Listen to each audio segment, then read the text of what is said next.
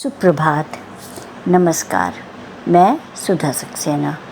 यदि आपने अभी तक मेरा चैनल सब्सक्राइब नहीं किया है तो कृपया उसे लाइक और सब्सक्राइब अवश्य कर लें। जीवन में जो सुख हमें सहज, सरल और सादगी से मिलता है वो हमें कभी भी बनावटीपन से नहीं मिल सकता है। आइए आज हम लोग सादगी का सुख पर कुछ चर्चा करते हैं। अहंकार मनुष्य का सबसे बड़ा दुश्मन होता है जो उसके पतन का कारण बनता है। सफलता की सीढ़ियाँ चढ़ते समय लोग अक्सर सहजता और सरलता को त्याग कर अहंकार के वशीभूत हो जाते हैं। ऐसे में हमें सदैव सावधान रहना चाहिए कि अहंकार हमारे भीतर घर ना करने पाए। अहंकार जीवन को असामान्य बना देता है। यह हमें झूठ बोलने, प्रपंच करने और नाटक करने के लिए बाध्य कर देता है, कई अवगुणों से भर देता है। यह हमें कभी भी निश्चित नहीं रहने देता है। इससे मनुष्य के मन में हमेशा भय और आशंकाओं के बादल उमड़ते घुमड़ते रहते हैं। अगर इंसान राग, लोभ, मान और मद से दूर हो जाए तो उसे उन तमाम परेशानियों से सहज ही मुक्ति मिल जाएगी जो अनावश्यक रूप से उसके जीवन में आ गई हैं। तुलसीदास जी ने भी रामचरितमानस में कहा है कि जो इंसान राग, लोभ, मान और मद से दूर हो जाता है उसके लिए वैभव और विपदा में कोई भेद नहीं रह जाता है और फिर इंसान को कोई फर्क नहीं पड़ता है कि वह एक कौपीन धारण करने वाला एक फकीर है या फिर सिंहासन पर बैठा हुआ राजा है। वैसे भी इस अहंकार से मनुष्यों को सामान्य जीवन में नुकसान के सिवाय कुछ हासिल नहीं होता। ऐसे में हमें अपने पूर्वज या जिन्हें हम भगवान मानते हैं राम से सीख लेनी चाहिए, जो सादगी, सहजता, सरलता और विनम्रता से भरा जीवन जीते थे। उनमें लेश मात्र भी अहंकार का भाव नहीं था। वह बहुत ही दयालु प्रवृत्ति के थे। महात्मा गांधी श्री राम के ही पदचिन्हों पर चलते थे और अहंकार से दूर सहजता की प्रतिमूर्ति थे।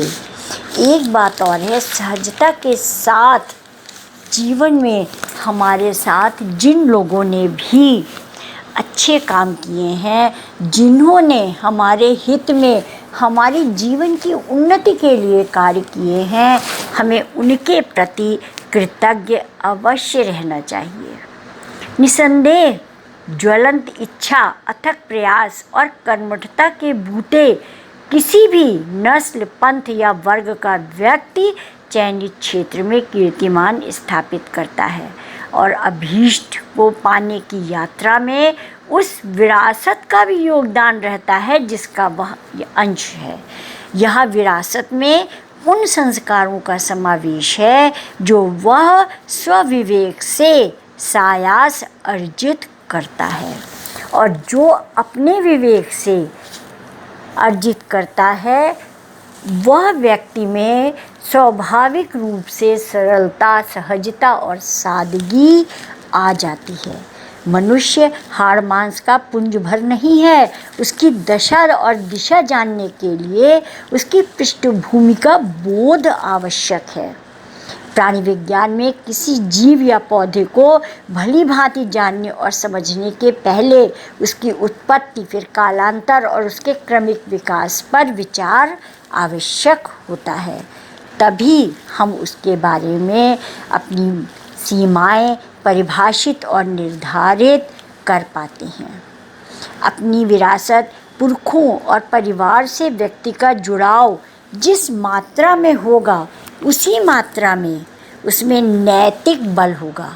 परंपरा से जितना हम जुड़े रहेंगे तो व्यक्तित्व अधिक परिपूर्ण, गरिमामय और मानवीय होगा। अपनी माटी, देश, समाज, परिवार, संस्कृति और भाषा के प्रति उसकी निष्ठाएं ठोस और वास्तविक होंगी, और तब वह दिखावटी और औपचारिक नहीं होंगी, और तब स्वाभाविक रूप से वह सादगी का जीवन जीना ही पसंद करेगा। लेकिन इनके संरक्षण के लिए वह प्रतिबद्ध रहेगा और जीवित या दिवंगत माता पिता सहित पुरखों के लिए उसके हृदय में श्रद्धा भाव होगा। वह उनकी उन विशेषताओं को सदैव ग्रहण करेगा। कृतज्ञता और परहित के भाव व्यक्ति को अप्रत्याशित ऊंचाइयों तक पहुंचाते हैं और चित्त को आह्लादित, मन को संयम और शरीर को स्वस्थ रखते हैं।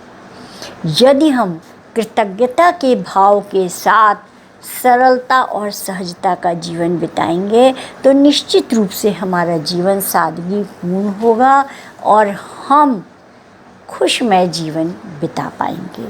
आज इतना ही, धन्यवाद।